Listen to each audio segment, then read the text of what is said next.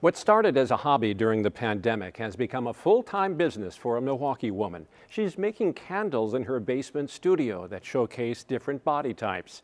Natalie Shepard shows us how she's turning acceptance into art. Each day starts the same way for Jodyann Morgan. First, she melts the wax. And I put fragrance. Then it's time to pour the candles. It's a lot of work. It's a lot of 14-hour days. Next comes the tricky part. Hope for the best, expect the worst. Carefully taking them out of their molds. Success! For more than a year, she's been her own boss, which is both exhilarating and terrifying. It's a lot of work. Morgan's worked to perfect her process of making candles that are miniature sculptures. Once she decided to make her hobby a business, she needed a name. Maybe call enlightenment or peace, tranquility. None of those seemed quite right, so the company is called Ketone, a name born out of indecision. And we were in the car. I was like, I can't think of a name, so we end up using the acronym for it, CTOAN, Ketone, can't think of a name. But the company's mission has always been clear. It was important for me to showcase different types of bodies because representation matters. Each hand-painted candle, I'm not Picasso, representing different body types. They're gender neutral and trans inclusive.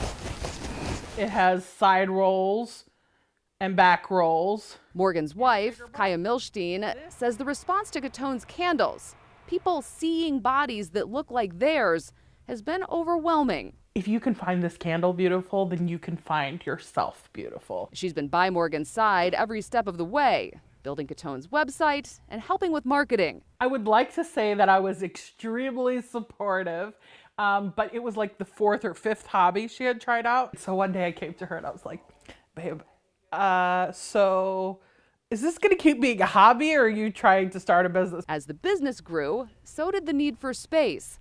They bought a house with a basement for Morgan's studio. Once she decided it was gonna be a business, it was obvious that it was gonna be very powerful. The feedback from customers proving that it is. I actually go through all the reviews that we get on the website, and sometimes it's so emotional what people are saying about how they find themselves in the art. With the holidays approaching, Morgan is packing and shipping hundreds of candles.